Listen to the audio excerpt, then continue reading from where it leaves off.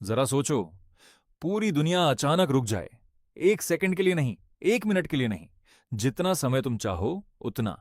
हर इंसान फरीज, हर घड़ी खामोश, हर पल सिर्फ तुम्हारा। ये सुनने में किसी मूवी का सुपर पावर लगता है, लेकिन अगर इंसान सच में समय रोक पाते तो इसका मतलब क्या होता? शुरू में ये आइडिया बिल्कुल जादुई लगता है।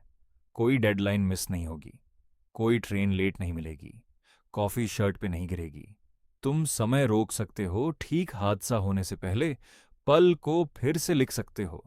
अतिरिक्त घंटे मिलेंगे पढ़ने के लिए, सोचने के लिए, योजना बनाने के लिए, बस थोड़ा सांस लेने के लिए। जो प्रजाति हमेशा कहती है समय ही नहीं है, उनके लिए ये अंतिम तोहफा होगा।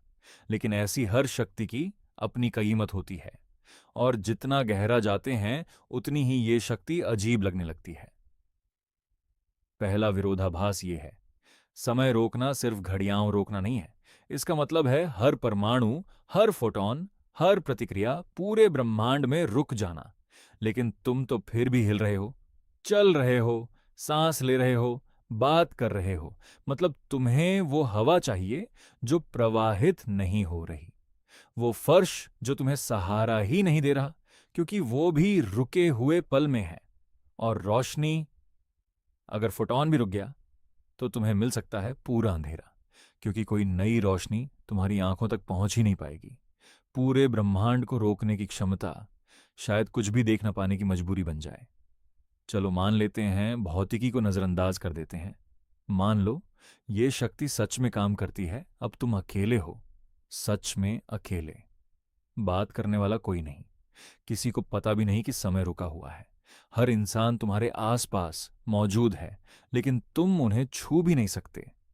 मनोवैज्ञानिकों ने काफी अध्ययन किया है कि अत्यधिक अकेलेपन में दिमाग का क्या होता है।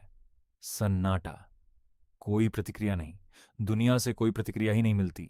जो शक्ति आजादी के लिए बनाई गई थी, वही एक अकेली कैद बन सकती है। और फिर असली सवाल आता है, लोग इस शक्ति का इस्तेमाल असल में करेंगे क्या? कुछ लोग इससे पढ़ाई करेंगे, काम पूरा करेंगे, या बस एक सूर्यास्त को थोड़ा ज्यादा देर तक निहारेंगे।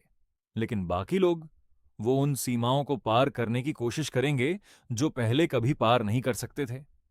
इंसानियत ने जब भी कोई नई शक्ति पाई है, आग, बिजली, इंटरनेट, उससे कुछ बनाया भी है और नुकसान भी किया है। समय भी अलग नहीं होगा। असली डरावना सवाल ये नहीं कि अगर हम समय रोक पाते तो, बल्कि ये है, अगर कोई हमें रोक ही ना पाए तो हम क्या बन जाएंगे? शायद सबसे गहरी विडंबना यह है, पल महत्वपूर्ण इसलिए होते हैं क्योंकि वो खत्म हो जाते हैं। सूर्यास्त इसलिए खूबसूरत है क्योंकि वो धीरे धीरे मिट जाता है। बातचीत इसलिए सार्थक है क्योंकि वो पल भर की होती है।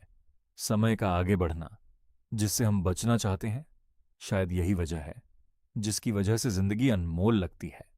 अगर हम जब चाहें समय रोक सकें, तो क्या हम कभी उसमें सच में जी पाएंगे, या बस सही पल की तलाश में रुकते रहेंगे और असली पल जीना ही भूल जाएंगे? शायद यही आखिरी मोड़ है। समय रोकने की शक्ति हमें समय से आजाद नहीं करती, बल्कि हमें उससे पहले से भी ज्यादा सीधे तौर पर सामना करवाती है।